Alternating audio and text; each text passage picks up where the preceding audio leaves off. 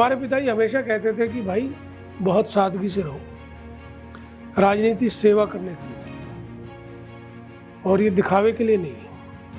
मैं 3 साल भगत सिंह कॉलेज में रहा तो पूरे कॉलेज में किसी को नहीं मालूम था कि मेरे फादर मिनिस्टर हैं, तो हमने किसी को कभी बताया नहीं।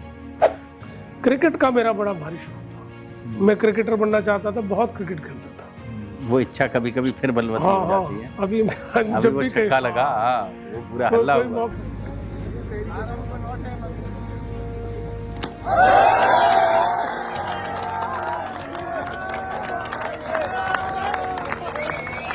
दो 2000 में फिर 96 में कृष्णपाल गुर्जर जी जीते थे हमसे, 26,000 वोट से मुझे याद है वो चुनाव जीते।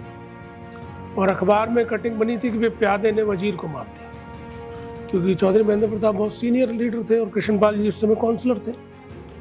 तो जब वो 26,000 से जीते तो बड़ी खबर बनी, लोगों को उम्मीद भी नहीं थी, हमें भी नहीं थी। खैर हम तो उस समय ज़्यादा बड़े नहीं थे, बच्चे ही थे। तो कृष्णपाल जी जब जीते तो बड़े हमें हैरानी हुई कि ये जीत गए।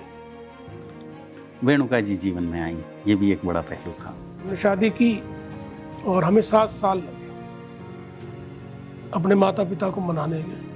7 years 7 साल लगे शादी के बाद। तो 7 साल तक मेरे बच्चे 7 साल बाद आए, मेरी वाइफ भी 7 साल बाद घर में आई। जब हमारे पिताजी को हमने मना लिया तो उनका बड़प्पन वो मान गए। उन्होंने देखा कि भाई हाँ ये कमिटेड आदमी है, तो उनको मेरी कमिटमेंट के आगे मानना पड़ा।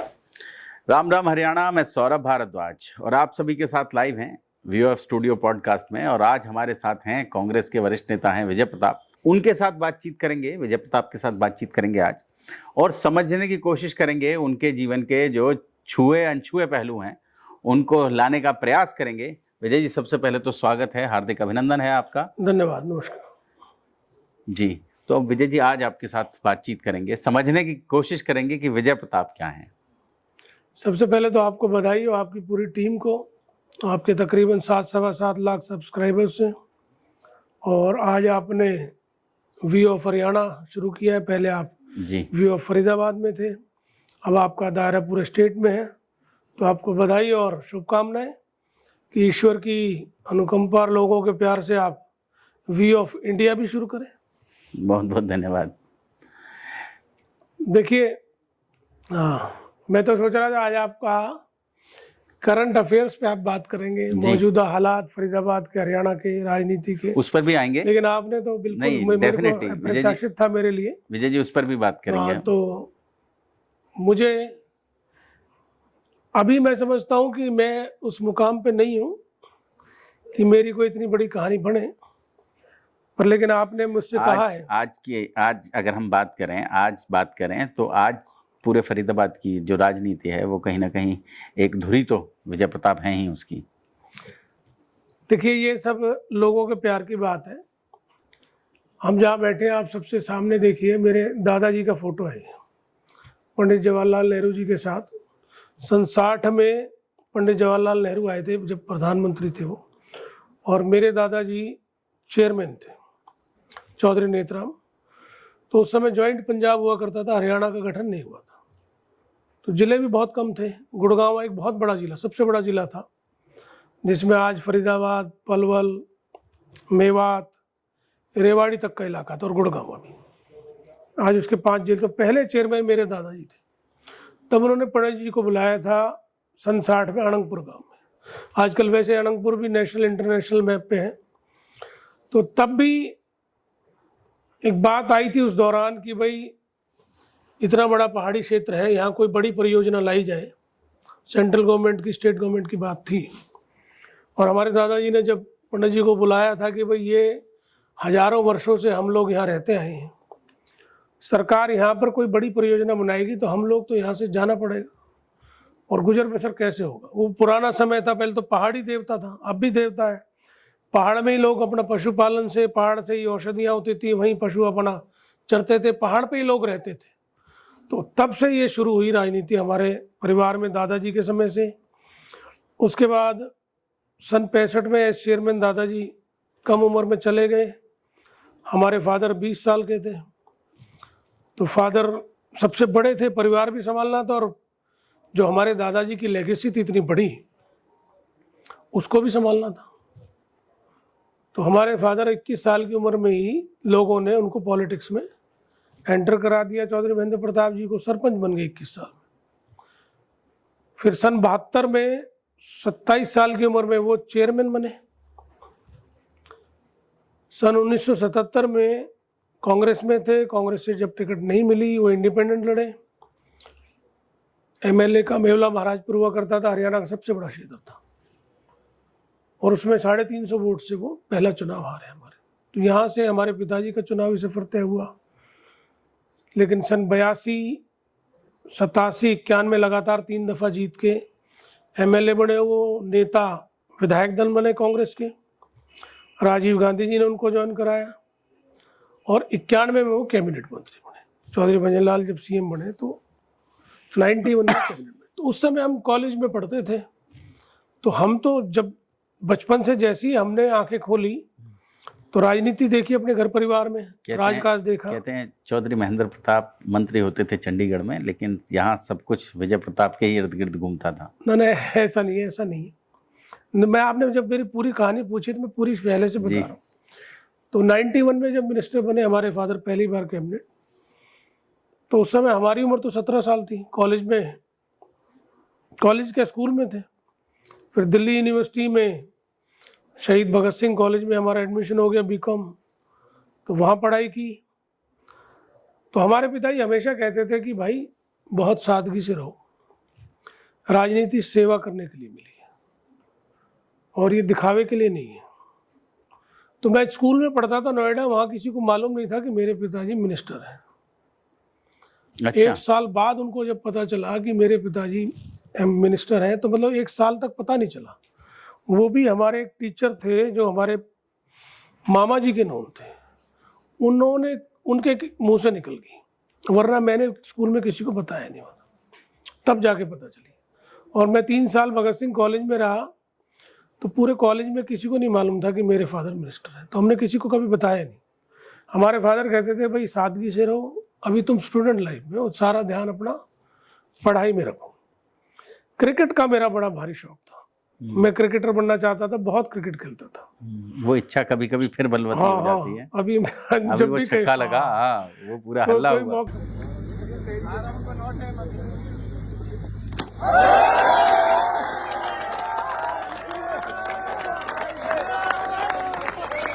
मिलता है स्पोर्ट्स का, किसी भी तरह का खेल हो। आप देखो, मैं लगातार 30 साल से भी ज़्यादा हो गए, कम से कम 10 से 15 ओकेजन्स ऐसी होती हैं साल में, कई बार ज़्यादा भी हो जाती हैं, जब मैं खेलों के उद्घाटन में कबड्डी, कुश्ती, क्रिकेट, बास्केटबॉल तो मैं, और फुटबॉल स्टेट तक खेला। तो मैं हर जगह जाता हूँ, और जो स्पोर्ट्स में बच्चे रहते हैं उनको मैं प्रोत्साहन देने की कोशिश करता हूँ। तो मेरी इच्छा थी क्रिकेटर बनने की, लेकिन फादर बहुत बिजी रहते थे और चंडीगढ़ रहते थे, और शादियां होती थी दिन में 50-50। बहुत बड़ा इलाका था, मेवला महाराजपुर सोहना से लेकर और यमुना तक था, और बल्लभगढ़ से लेकर बदरपुर बॉर्डर तक था, पूरे हरियाणा में सबसे बड़ा। तो बहुत जाना पड़ता था। तो फादर साहब ने हमें कॉलेज टाइम में शादी ब्याह में लगा दिया। मतलब आज की अगर बात करें, जो लोग नहीं समझ पाए कि आधी लोकसभा, तो आप ये समझ लें कि पूरी बड़कल विधानसभा, पूरी ओल्ड विधानसभा, पूरी तिगांव विधानसभा। बड़कल 55%, ओल्ड ऑलमोस्ट 100% है, तिगांव ऑलमोस्ट 100 है, 25% एनआईटी भी है, 20% बल्लभगढ़ भी थी, इतनी बड़ी सीट थी। तो फिर शादियों में बहुत जाना पड़ता था, 20-20 जगह। तो सारा फोकस जो है ना, धीरे धीरे ना, हमें पता ही नहीं चला कब हम पिताजी के काम में लग गए, और क्रिकेट छूटता चला गया, और हम लगे रहे शादी ब्याहों में और पॉलिटिकल कामों में। कॉलेज के टाइम में लग गए। और 96 में जब हमारे फादर पहली बार तो नहीं, 96 में हमारे फादर जब चुनाव हारे, तो उस समय एकदम से जिम्मेदारी हम पे सारी आ गई, क्योंकि बड़े भाई का इंटरेस्ट पॉलिटिक्स में इतना था नहीं, और पिताजी के साथ लेगेसी का काम मेरे ऊपर आ गया। तो 96 से लगातार मैं फिर पूरी तरह से राजनीति में उनके साथ आ गया। 2000 में फिर 96 में कृष्णपाल गुर्जर जी जीते थे हमसे 26,000 वोट से मुझे याद है वो चुनाव जीते। और अखबार में कटिंग बनी थी कि वे प्यादे ने वजीर को मात दी, क्योंकि चौधरी महेंद्र प्रताप बहुत सीनियर लीडर थे और कृष्णपाल जी उस समय काउंसलर थे। तो जब वो 26,000 से जीते तो बड़ी खबर बनी, लोगों को उम्मीद भी नहीं थी, हमें भी नहीं थी। खैर हम तो उस समय ज़्यादा बड़े नहीं थे, बच्चे ही थे। तो कृष्णपाल जी जब जीते तो बड़े हमें हैरानी हुई कि ये जीत गए।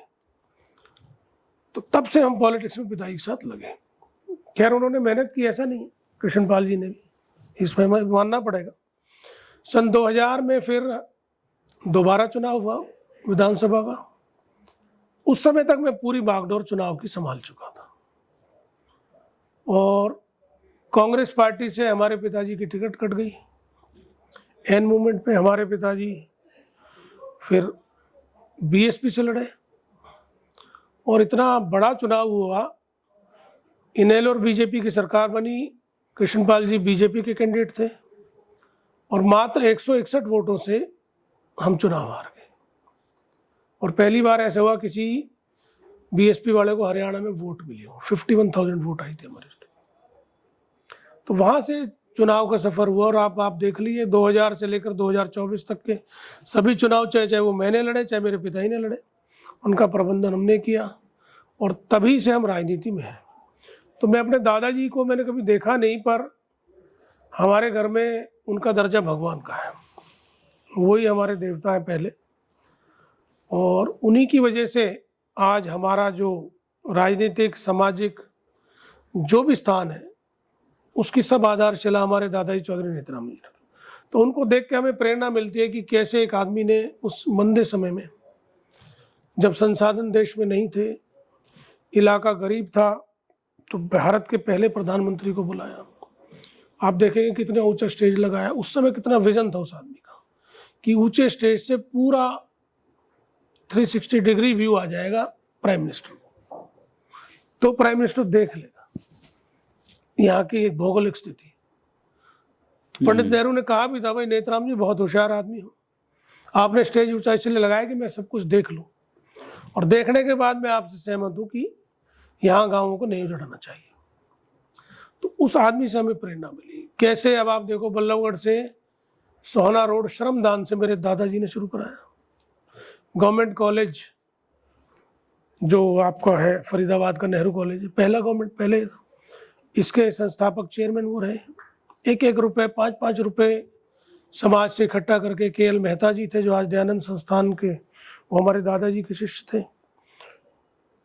और भी तमाम लोग, टाउन के बड़े अच्छे अच्छे लीडर्स थे। KL खटक साहब थे, पंडित खामोश जी थे। शहर को बसाने में मेरे दादाजी का रोल है। जब टाउन बसा, हमारे भाई बाहर से आए, जब बसा तो उस समय देहात के सहारे ही था। ईंधन तक भी देहात से मुयस्सर होता था, ईंधन तो था नहीं, कोई गैस था नहीं। तो किस तरह से गांव और इस शहर का तालमेल चौधरी नेतराम जी ने बनाया। तो वो सब लेगेसी हमने अपने बड़े बुजुर्गों से सुनी, तो वहीं से हमें प्रेरणा मिली कि भाई राजनीति वास्तव में सेवा करने का काम है और जिसके मन में सेवा की भावना वो करे। तो वो भावना मन में आ गई और तब से मैं इस काम में लग गया।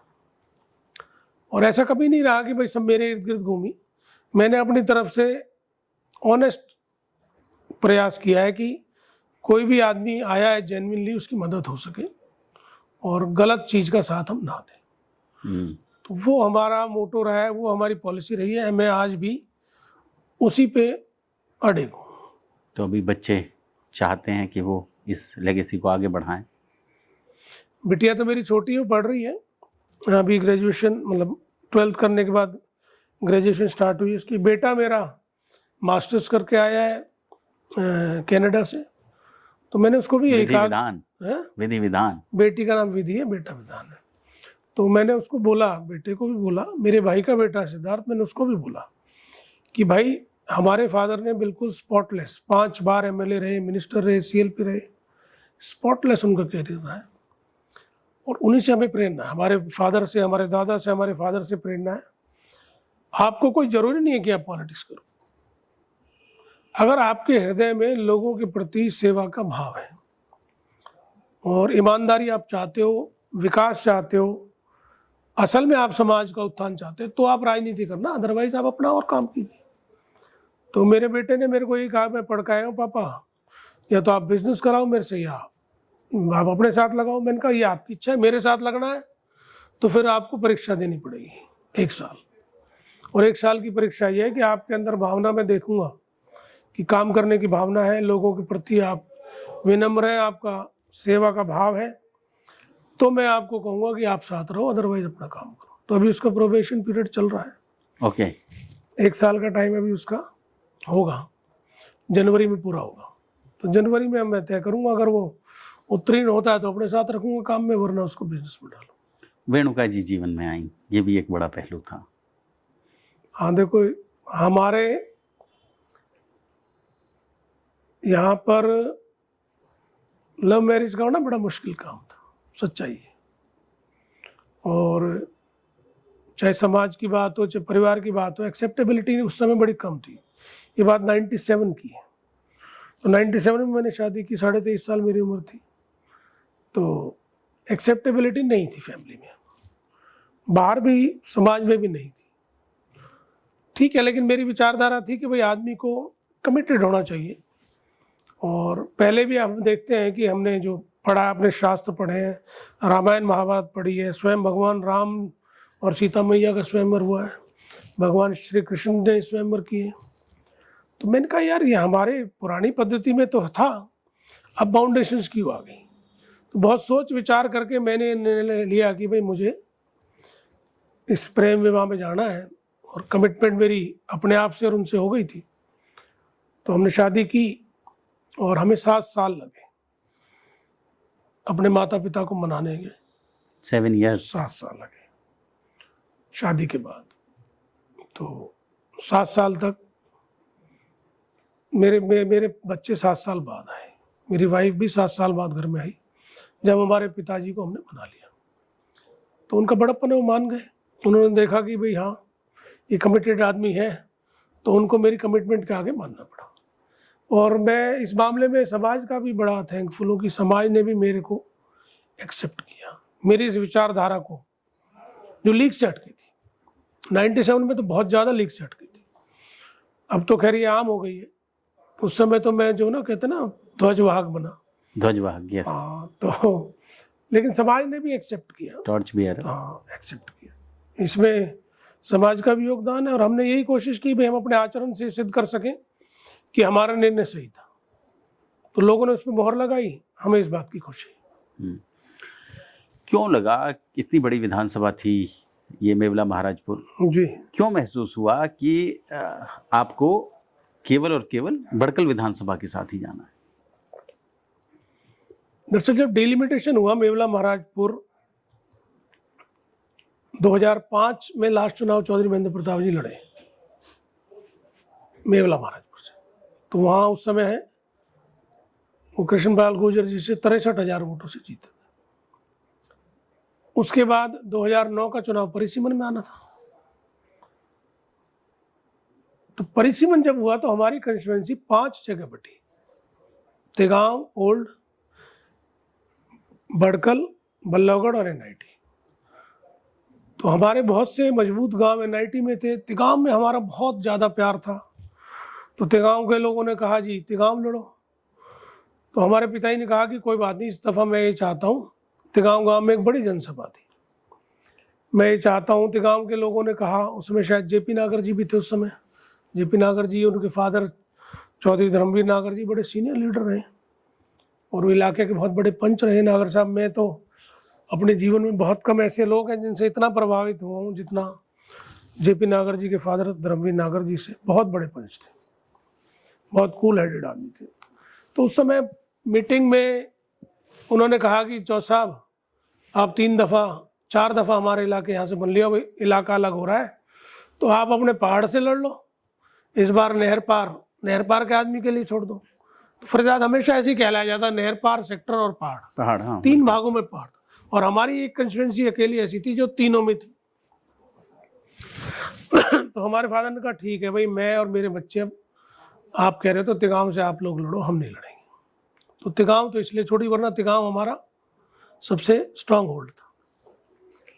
सेक्टर्स में ये था कि भाई सेक्टर्स का आदमी लड़ ले, जब अपॉर्चुनिटी बढ़ती है तो जो स्टेट्समैन होता है ना, हमारे फादर दरअसल स्टेट्समैन है। हाँ, लीडर है। एग्जैक्टली। हार जीत अलग चीज है, वो बहुत बड़े लीडर है, मैंने देखा उनके अंदर कई चीजें तो बहुत विलक्षण है।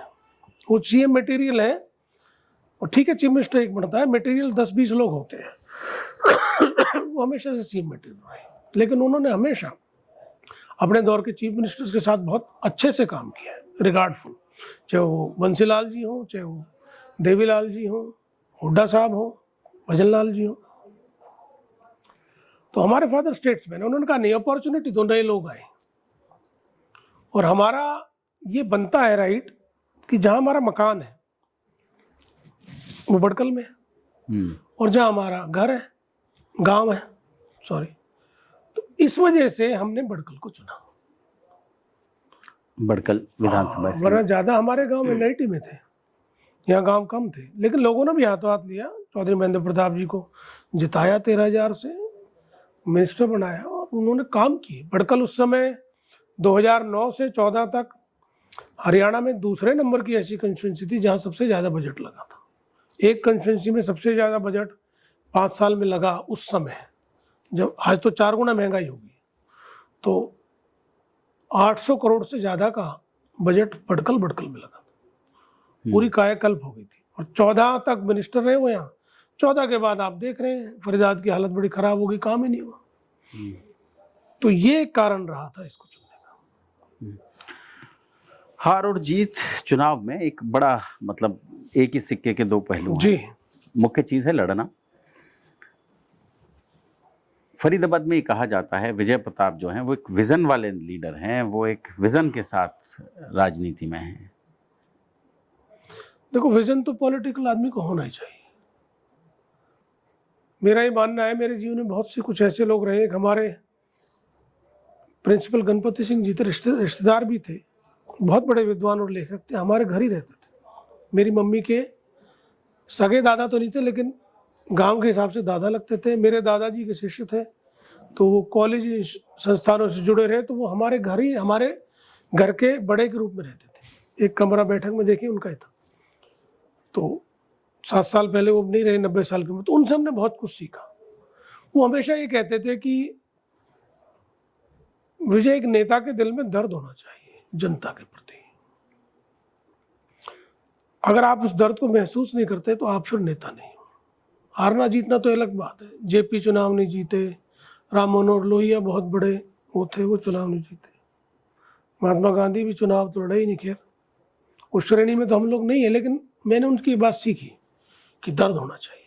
कोई आदमी आता है, वो अपनी व्यथा कहता है, तो आपको उस दर्द की पहचान होनी चाहिए, और उसका अगर आप निराकरण कर सकते हो तो करो। और एक कोई भी मामला हो, गलत चीज का पक्ष ना लो, चाहे आपके परिवार का बच्चा हो। 2 चीजें मैंने उनसे सीखी कि आप इन 2 चीजों का ध्यान रखो। तीसरा, वो हमेशा कहते थे कि आप विजन बड़ा रखो।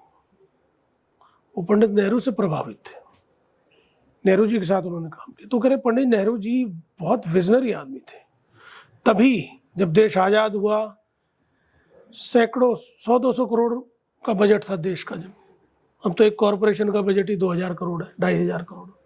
जब पूरे देश का ही बजट थोड़ा सा होता था, सैकड़ों करोड़ में। गरीबी थी, अकाल था, हॉस्पिटल नहीं थे, स्कूल नहीं थे, कॉलेज नहीं थी, नहर नहीं थे। उस गरीब देश के प्रधानमंत्री ने, और उस समय के लीडर, चाहे वो नेहरू जी हो, पटेल साहब हो, आजाद साहब हो, आपका अंबेडकर जी हो, कितने लोग थे। आप देखिए नेहरू जी ने तो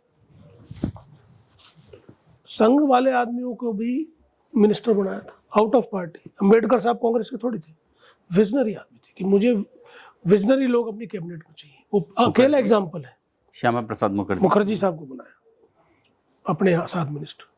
तो वो कहते थे नेहरू जी की विजन देखो, भाखड़ा नंगल डैम बनाया, इसरो, भामा एटॉमिक सेंटर है, सड़कों का जाल है, IIT, एम्स। उस आदमी की विजन थी। तो विजन अगर लीडर का नहीं होगा तो उस लीडर का कोई फायदा नहीं है। फिर वो लीडर अपने लिए काम कर रहा है, देश के लिए नहीं कर रहा। तो इसलिए मेरा हमेशा विजन पे ध्यान रहा है। लेकिन अब इस बात को बदकिस्मती कह लो कि या लिखा नहीं होगा, 10 साल से मैं जब पहला चुनाव लड़ा 19 में, तो मेरे दिल दिमाग में विजन था फरीदाबाद के लिए। वो इसलिए था कि फरीदाबाद एक समय नंबर 1 सिटी होती थी।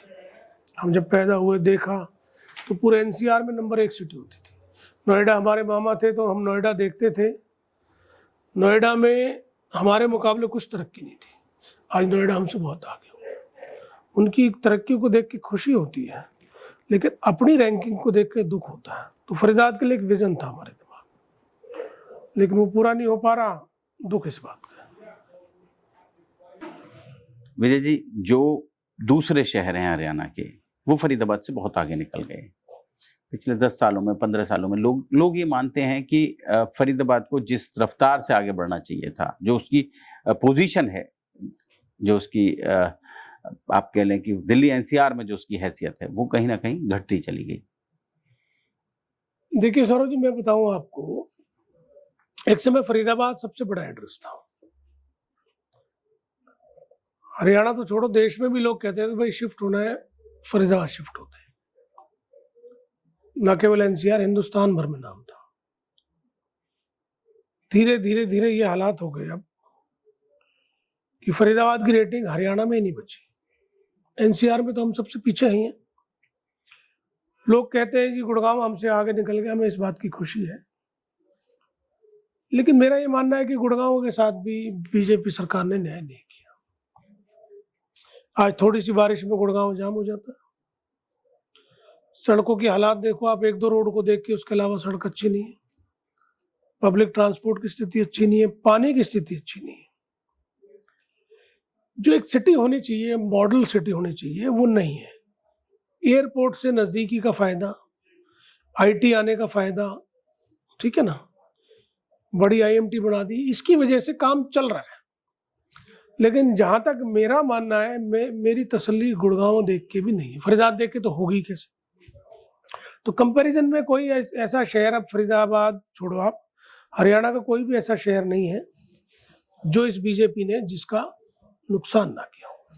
तरक्की जो होनी चाहिए थी नहीं हो रही है। और उसका कारण क्या है? अगर हम जड़ में जाएंगे, कारण होता है भाई साहब, टाइम हर चीज का एसेंस है। कॉस्ट, टाइम, डिजाइन, एफिशिएंसी, इन सभी फैक्टर्स का अभाव है, मैं पिछले 10-12 साल से देख रहा हूं। और इस अभाव की वजह से लोग थोड़े में संतुष्ट हो रहे हैं। जब सड़क टूटी रहती है और नई सड़क बन जाती है तो आदमी ना उसको एहसान मानने लगता है उसका राइट, उसके टैक्स का पैसा है, तो वो सिर्फ वहीं तक सीमित हो जाता है। बड़ी चीज उसको दिखती नहीं कि भाई तेरे बच्चों को खेलने के लिए ग्राउंड्स चाहिए। हम छोटे थे तो ये सारी कॉलोनी खाली थी, तो कहीं भी खेल लेते थे। आज हमारे बच्चों के पास खेलने के लिए जगह नहीं, आज पार्क अच्छे नहीं है, पब्लिक ट्रांसपोर्ट नहीं है, गवर्नमेंट कॉलेजेस, गवर्नमेंट स्कूल में जगह नहीं है, ड्रेनेज नहीं है, कचरा डालने की जगह नहीं है, गौवंश गौ माताएं सड़कों पे कचरा खा रही हैं। हमारे इतने बड़े शहर में वेस्ट मैनेजमेंट के कितने प्लांट होने चाहिए, मानक क्या है, उसकी कोई पूर्ति नहीं है। आबादी के हिसाब से कितने डॉक्टर्स होने चाहिए, उसका कोई मानक नहीं है। कितने इंस्टीट्यूशंस होने चाहिए, ट्रॉमा सेंटर होना चाहिए, कोई चीज का मानक इनको मालूम ही नहीं है। प्रॉब्लम ये नहीं है, प्रॉब्लम ये इनको मालूम ही नहीं है। जब तक इन्हें मालूम नहीं है कि जो इंटरनेशनल स्टैंडर्ड्स है एक मॉडल सिटी की, नाम रख दिया स्मार्ट सिटी, आंख का अंधा और नाम नैनसुख, वो फरीदाबाद के साथ किया इन्होंने। मोदी साहब ने स्मार्ट सिटी में ले दिया करनाल और फरीदाबाद। स्मार्ट सिटी में 1% काम हुआ आज तक, और जहां काम हुआ वहां जल भराव आज भी है, वहां कचरा आज भी है, काहे की स्मार्ट सिटी। तो मेरा ये कहना है कि जब इनको जड़ ही नहीं मालूम, उसका इलाज क्या करेंगे। केवल एक पुल बना दिया 10 साल में, उसकी वाहवाही लूटनी, 100, 200, 500 लोग सोशल मीडिया पे हायर कर लिए गैंग बना के। कोई सही आदमी अगर कमेंट कर दे तो उसको खिलाफ गाली गलौज कर देते, आदमी डिमोरलाइज होकर पीछे हट जाता है। तो कुल मिला के ये बड़ा डिप्रेसिव सा स्टेट ऑफ पॉलिटिकल सिस्टम चल रहा है। विजन की बात तो कोई हो ही नहीं रही। मैं देखता हूँ 10 साल से विजन पे ना तो जनता चर्चा करती है, ना debate, political debate, press debate मैंने तो आज तक देखी नहीं फरीदाबाद। जनता तो डिमांड कर मैं सकती हर है। एक से कहता हूँ, प्रेस वालों से कहता हूँ कि भाई आप डेवलपमेंट की एक ज्वाइंट डिबेट रखो, सरकार और विपक्ष को बुलाओ। नहीं, उसमें एक बड़ी बड़ी समस्या है हाँ। विजय जी। समस्या क्या है कि जो सरकार में लोग हैं वो हम्म। डिबेट नहीं करना चाहते। वो एक पक्ष में केवल अपना बयान जारी करना चाहते हैं, अपनी बात करना चाहते मैं तो हैं। कहता हूँ सुनो, फिर मीडिया टाइम रख दे और ओपन फॉर ऑल कर दे। नहीं आएगा तो लाइव चलाए, जनता को बताए ये आदमी नहीं आ रहा। हमारे शहर को मिल क्या रहा है भाई साहब? 60,000 करोड़ का कर्जा था हरियाणा पे जब भूपेंद्र हुड्डा जी चीफ मिनिस्टर थे। आज 10 साल 11 साल में 4 लाख करोड़ को ऊपर कर गया कर्जा। ये पैसा गया कहाँ? पूछे कोई खट्टर साहब से, सैनी साहब से। ये 3.5 लाख करोड़ का कर्जा नया ले लिया, कहाँ है पैसा? लोगों के जीवन स्तर में गिरावट है, बेरोजगारी बढ़ रही है, एजुकेशन सिस्टम आपने नया दिया नहीं, पब्लिक ट्रांसपोर्ट आपने दिया नहीं, नई मेट्रो दी नहीं। सन 18 में डीपीआर रिपोर्ट आप फरीदाबाद से गुड़गांव बना के दे रहे थे, आपने आज तक नहीं दी। फरीदाबाद में मेट्रो आई है, कांग्रेस के समय में आई है। फरीदाबाद में आईएमटी आया, कांग्रेस के समय में आया। फरीदाबाद में ईएसआई मेडिकल कॉलेज आया, कांग्रेस के समय में आया। फरीदाबाद में गवर्नमेंट कॉलेजेस बने, कांग्रेस के समय में बने। आप ये तो बताओ, आप तो कुछ स्कूल्स और बंद कर दिया आपने सरकारी। आबादी कई गुना बढ़ गई, आपने किया कुछ नहीं, कर्जा क्यों बढ़ा लिया? इस पे कोई डिबेट नहीं। केवल लोगों को धर्म के मामले में भ्रमित करते हैं लोग और उसी का ये नाजायज फायदा उठाते हैं। और अब तो नई बात आई है, राहुल गांधी जी ने दिखाया है, साबित किया है। मैं अपने यहाँ काम कर रहा हूँ, बादशाहपुर विधानसभा क्षेत्र में 73,000 फर्जी वोट मिले। एक मकान में 130 वोट, एक आदमी के 10-10 वोट बने हुए। एक आदमी जिसकी उम्र 25 साल है उसका 100 साल उम्र दिखा रखी है, जेंडर चेंज किया हुआ है। इस तरह की 73,000 वोट है। मेरे हलके में अब तक 10,000 वोट मैंने फिर ढूंढवाई। मैंने देखा जब वहां हो सकती है तो यहाँ भी हो सकती है। मेरे यहाँ काम चल रहा है, 10,000 वोट अब तक मिल चुकी है बड़कल में। तो ये फर्जी वोट चोरी कर रहे हैं। केवल एक तरह से नहीं, ये कई तरह से चोरी कर रहे हैं और ये डेमोक्रेसी की हत्या है। विजय जी, आपको क्या लगता है, बार बार बात होती है ट्रिपल इंजन सरकार की, बार बार बात होती है कि सांसद हो, विधायक हो, फिर पार्षद भी हो जाएं और सब कुछ हो गया, लेकिन इसके बावजूद रिजल्ट्स नहीं आ रहे हैं। लगभग 6 महीने होने को हैं, इन्होंने नगर निगम सदन बने लेकिन अभी तक ना। 2 साल पहले 2 साल अब कॉरपोरेशन के चुनाव डिले कर दिए जी। कॉरपोरेशन में इन्होंने कभी भी काउंसलर्स को अधिकार नहीं दिए। कहा हर साल 2 करोड़ का बजट देंगे, नहीं दिया। आज जो कि लोकल बॉडीज में जनता सोचती है ऊपर नीचे दोनों सरकार बीजेपी की है, काउंसलर भी बना दो। डर के माहौल में बनाई लोग, इच्छा से नहीं। लोग उनका काम नहीं करने देंगे और इनके नेताओं ने कहा काउंसलर हमारा नहीं बनेगा तो काम कैसे होंगे? काम पहले भी नहीं हो रहा था। मैं लोगों से कह रहा था काम नहीं हो रहा, अगर आप विपक्ष के बना दोगे तो मजबूती आएगी, आपकी ताकत बढ़ेगी। लेकिन लोगों को भय था, यार कोई बात नहीं, काउंसलर और बना के देख लो शायद काम हो जाए। आज फिर वही हालत है।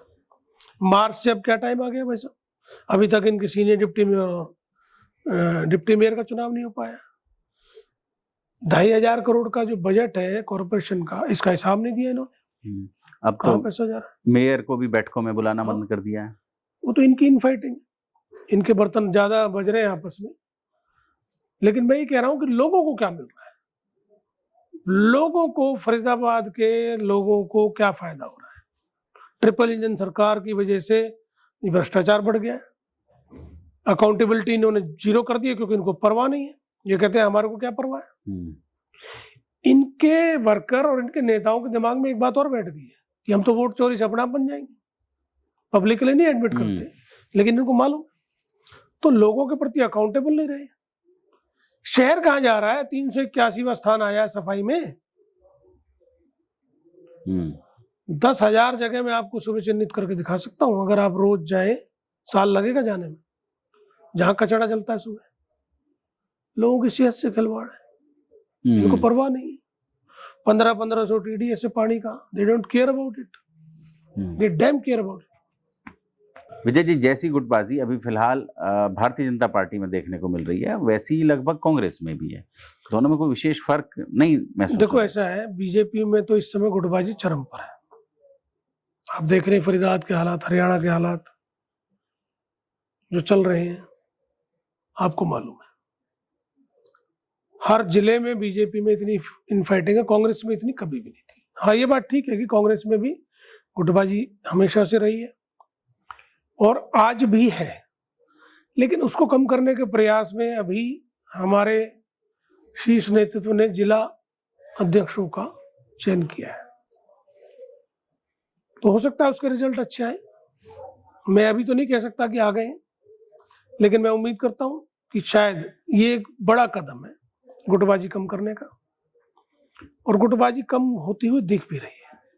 अब जल्दी हमारे यहाँ और स्टेट की बॉडी बन जाएगी, नई सीएलपी का चयन हो जाएगा, तो कांग्रेस का जो लीडरशिप है कांग्रेस की, वो बहुत सीरियसली इसको खत्म करने की सोच रही है। हम भी मान रहे हैं कि जब तक हम इसको खत्म नहीं करेंगे, ये जो बीजेपी डाइवर्शन की पॉलिटिक्स कर रही है, इसको कम्पीट करना मुश्किल हो जाएगा। हम एक होंगे तो हम जनता को समझाने में कामयाब होंगे। कहते हैं कि सामने बिल्कुल थाली रखी थी और कांग्रेस की जो आपसी फूट है, इसी की वजह से कहीं ना कहीं वो सत्ता जो है वो खिसक गई। मेरा ये पर्सनली मानना नहीं है, मेरा मानना ये नैरेटिव है, क्योंकि वोटिंग के बाद भी तमाम एजेंसीज ने, चाहे इनकी सीआईडी हो, नेशनल न्यूज चैनल्स हो, एबीपी, एनडीटीवी, आज तक, जी, सब ने कांग्रेस की सरकार बनाई और सभी लोग कह रहे थे 55 से 60 सीटें आ रही हैं। ये तो क्या है कि जब नतीजा नहीं आया तो एक नैरेटिव सेट कर दिया गया। तो कोई इनफाइटिंग तो सब जगह है, मैं मानता हूं, इसमें कोई दोहराए नहीं है। इनफाइटिंग हुई है, उसका नुकसान हुआ है, लेकिन बावजूद उसके सरकार बन रही थी। हमारे लीडरशिप ने कंबाइंड एफर्ट से सरकार को बना दिया था, क्योंकि लोग चाहते थे। ये वोट चोरी हुआ है भाई साहब, ये नैरेटिव बाद में सेट किया है। वोट 100% इन्होंने, क्योंकि अगर नहीं हुआ होता तो आप देखिए, मैं पूरे इंडिया में पहला ऐसा वर्डिक्ट है जो मेरे केस में आया। हाई कोर्ट में हमने डाला कि हमारी मशीन्स की वीडियोग्राफी हमें प्रोवाइड की जाए। हाई कोर्ट ने ऑर्डर दे दिया, विद इन 30 डेज या 45, मुझे ध्यान नहीं आ रहा, इनकी वीडियोग्राफी विद कॉस्ट इन्हें दे दीजिए। आज 6 महीने से ज्यादा हो गया, नहीं दे रहे, वीडियोग्राफी नहीं दे रहे मेरी। अगर आप सच्चे हैं तो क्यों नहीं देते? इसका मतलब कोई ना कोई चोरी तो आपने की है। डाउटफुल, शंका जाती है। मैं अभी तो प्रूफ के साथ नहीं कह सकता, लेकिन हम इस खोज में लगे हुए हैं, कोई प्रूफ मिलेगा तो हम जरूर आपको बताएंगे। शंका हमारी है। विजय जी, क्या सोचते हैं फरीदाबाद को लेकर कि भविष्य में कैसा होना चाहिए फरीदाबाद के लिए? लोगों को क्या करना चाहिए जो ये शहर? दुख होता है, और वो कहते हैं कि जो व्यक्ति हौसला रखता है, जो अपने भला खुद करना चाहता है, ईश्वर भी उसका भला करते हैं। उर्दू में भी शेर है, हिम्मत मर्द मदद खुदा। हिंदी में भी कहते हैं ईश्वर उसी की मदद करता है जो स्वयं अपनी मदद करता है।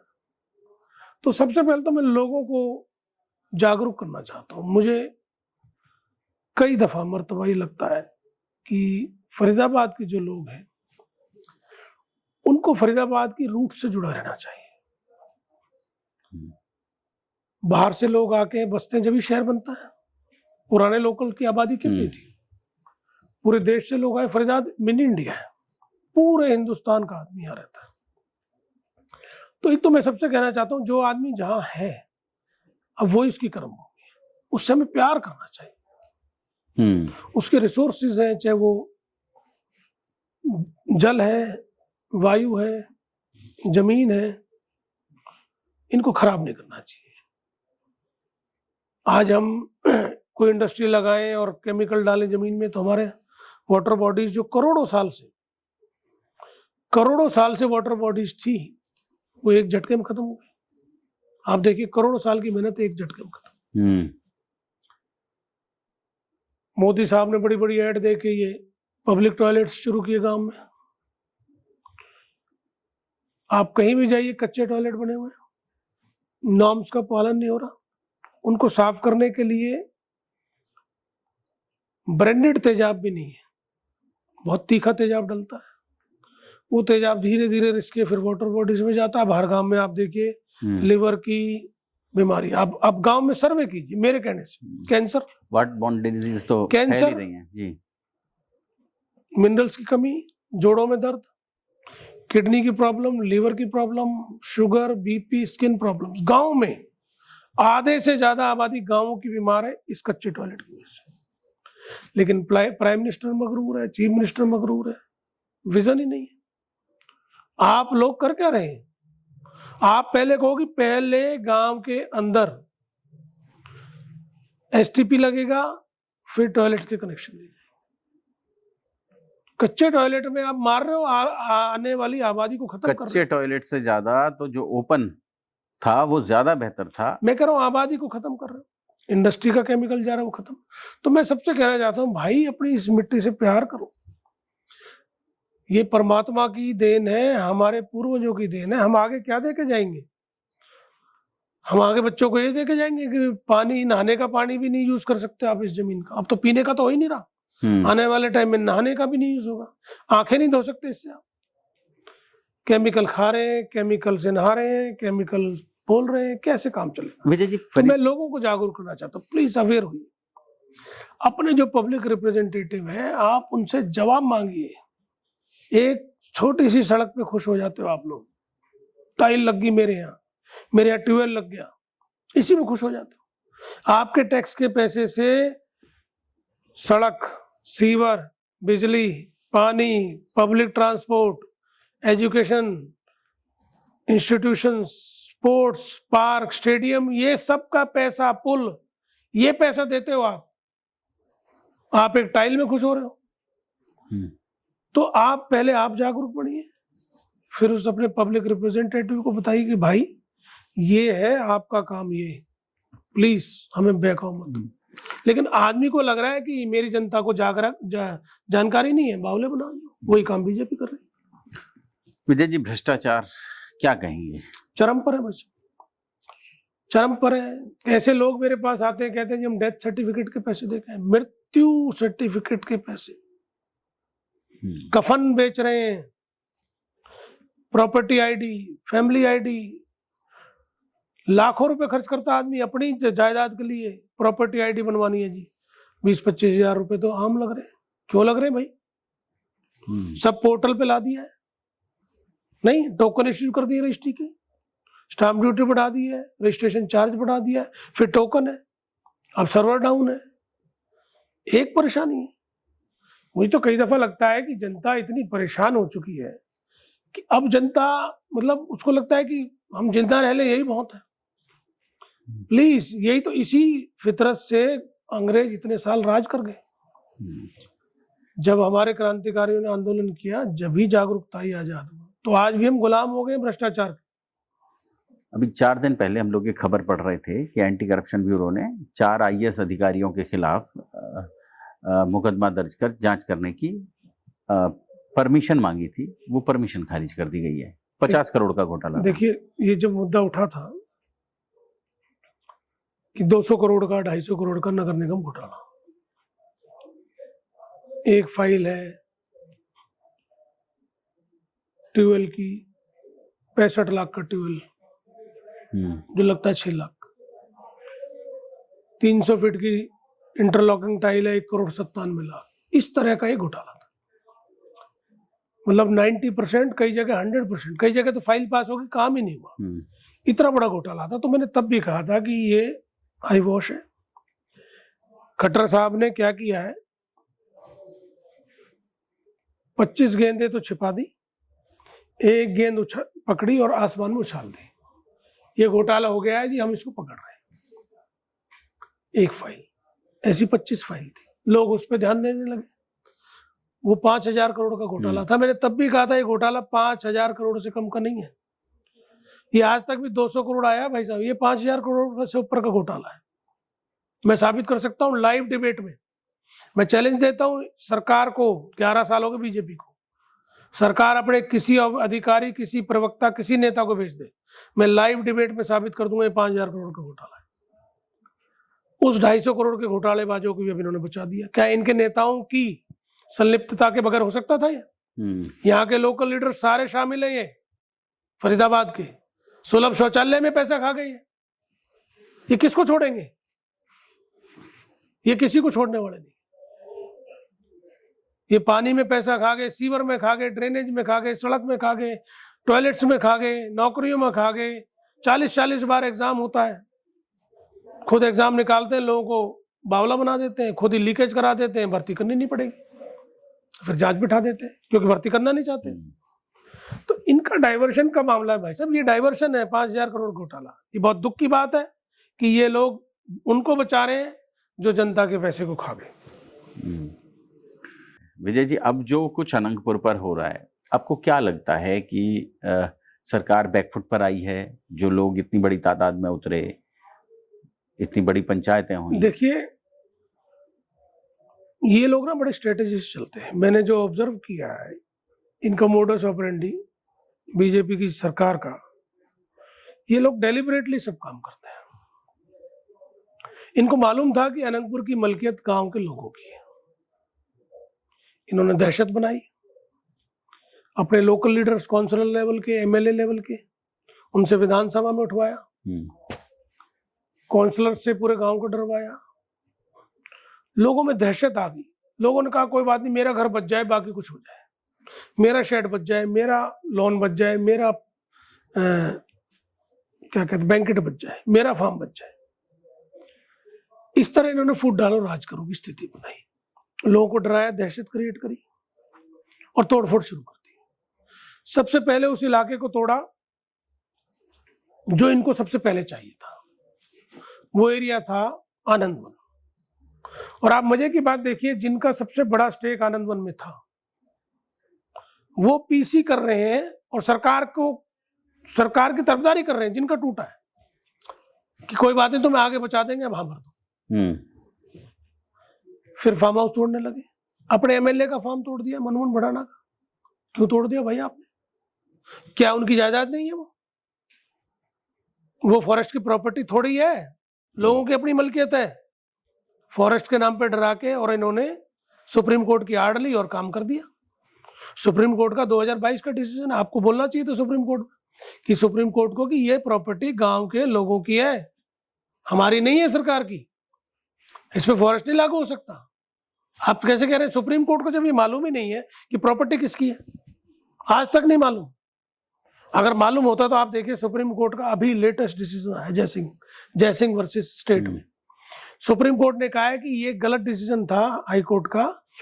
जो ग्राम पंचायत है शामलात, वो बेशक गांव की है, बाकी पट्टी शामलात, थोक शामलात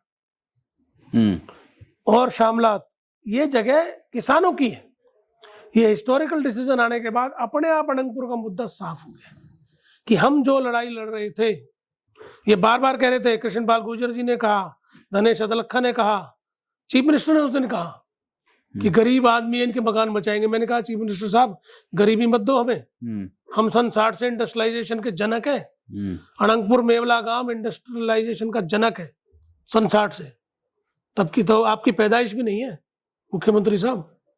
मैं आपको बड़े रिगार्ड से कह रहा हूं, आप कम से कम, आप आज स्टेट के मुखिया हैं, आप अपने लीडर्स को बोलो एक साइड में हो, मैं सच्चाई की जानकारी खुद लूंगा। एक मुखिया की जिम्मेदारी होती है। Please don't get mislead. ये आपके नेता फरीदाबाद के आपको मिसलीड करके आपकी छवि बिगाड़ेंगे। आप खुद जानकारी लो, ये लोगों की जमीन है। हमने कहा लोगों का हक दो और सुप्रीम कोर्ट ने अब कह दिया। ये बार बार कहते मकान बचाएंगे। हमने ये लड़ाई लड़ी कमिटमेंट के साथ, लोगों की भलाई के लिए। सुप्रीम कोर्ट ने हमारे इसमें मोहर लगाई है, लोगों ने हमारे ऊपर मोहर लगाई है। तो मेरा ये मानना है हिस्टोरिकल है ये, लेकिन अभी लड़ाई पूरी नहीं हुई है। कह रहे हैं कि विजय प्रताप की दुकान बंद हो गई, इसलिए। देखो भाई साहब, मैं राजनीति को दुकान मानता नहीं। दुकान वो लोग मानते हैं जिनकी दुकानदारी करने का मन है राजनीति से। मैं इसको दुकान नहीं मानता। और मेरे को 73,000 वोट मिला है भाई साहब, 43-44% वोट मिला है मुझे। मोदी साहब तो 30-35% वोट बना के वोट लेके सरकार बना चुके। तो 44% वाले को आप इग्नोर कैसे कर सकते हो? मेरे पिताजी को 6.25 लाख वोट लोकसभा मिला 1 महीने। जो आदमी रिटायर हो गया था, जिसने राजनीति छोड़ दी थी, पार्टी के कहने से जो 25 दिन चुनाव लड़के 6.25 लाख वोट ले गया। आप उनको लिए कहते हैं दुकान बंद है। अगर आप में हिम्मत है, अभी तो आपकी ट्रिपल इंजन की सरकार है ना, आप एक डेमोन्स्ट्रेशन चुनाव करा लीजिए बैलेट से, वो पेपर बैलेट से करा लीजिए, आपको पता चल जाएगा किसके अंदर कितना। आप सिर्फ मशीनों की हेराफेरी से बने हो। और फिर मैं तो कह रहा हूं, हार जीत से कोई दुकानदारी चलती क्या? अगर कोई नेता हार जाए, अटल बिहारी जी हार गए थे, जमानत जब्त होगी, क्या अटल बिहारी को लोग नेता मानना बंद कर दें? वो एक नेता थे भाई, राजनेता थे, तो अटल बिहारी को नेता मानना बंद कर दें? केवल हार जीत से ही नेता बनता है क्या? लोगों के दिलों में, लोगों से काम करने के लिए नेता। तो मैं कोई दुकानदारी के लिए राजनीति नहीं करता, मैं इश्यूज के लिए, पब्लिक कॉज के लिए पॉलिटिक्स करता हूँ। और मैंने तो भाई साहब जन्म ही राजकाज में लिया है, मुझे इस बात से कोई फर्क नहीं पड़ता। विजय जी, पिछले 10-11 सालों में जो बड़कल की अपनी जो राजनीति है, और खासतौर से टाउन की जो राजनीति है, वहां भी बड़ा लफड़ा चलता रहा, कभी रावण को लेकर, कभी रामलीला को लेकर। देखो 10 साल तो ये रावण दहन का इतना हिस्टोरिकल, ऐतिहासिक, क्योंकि फरीदाबाद की जो कल्चर है वो इस मामले में हिंदुस्तान में बिल्कुल शानदार है। इतने धार्मिक संस्थान है, और टाउन का तो विशेष है, हमारे टाउन का तो इतना बड़ा दशहरा मनाते थे। 10 साल से नहीं मन रहा था, दुख था, लेकिन मुझे इस बात की खुशी है। अगर देखो, हम कोई विरोधी थोड़ी हैं, सरकार पक्ष और विपक्ष, सरकार पक्ष है, विपक्ष है। ये काम दिनेश अदलखा ने अच्छा किया, मैं इस बात से खुश हूं। मेरे से छोटे भी हैं, मैंने उनको गिनती के समय आशीर्वाद भी दिया था, लिया उन्होंने आशीर्वाद मेरे से कि बड़े भाई मुझे आशीर्वाद दो। मैंने कहा था कि आप सेवा करें, आपके अंदर सेवा भावना रहे, ये मैं आशीर्वाद देता हूँ। तो मैं इस बात से खुश हूं उनकी कि उन्होंने दशहरे का कार्यक्रम दशहरे के राउंड में करने का जो डिसीजन लिया। लेकिन बाकी चीजों पर भी गौर करो, एक नेता का काम केवल एक नहीं है। जितने भी विभाग है सरकार के, जितने भी पुलिस, बिजली, तहसील, हुड्डा, नगर निगम, पब्लिक वेलफेयर, एनवायरमेंट, विधायक, उन सबके लिए रिप्रेजेंटेटिव है, केवल एक चीज के लिए नहीं है। तो इसलिए मैं यही कहना चाहता हूं इन रिप्रेजेंटेटिव से, आप हर चीज के लिए रिप्रेजेंटेशन करो, केवल एक चीज बढ़िया करके खुश मत हो। आपको रोज अच्छे काम करने हैं। तो दशहरा अच्छा हो गया है, अच्छी बात है, और सुधार करें ये लोग। हमारी ड्यूटी है, जहां ये सुधार नहीं करेंगे वहां इनको हम याद दिलाएंगे, और जहां ये अच्छा करेंगे वहां इनको अप्रिशिएट भी करेंगे, ये हमारा फर्ज बनता है। और डिसीजन तो जनता लेगी भाई। तो इसलिए मैं इस तरह की पॉलिटिक्स में बिलीव करता हूँ।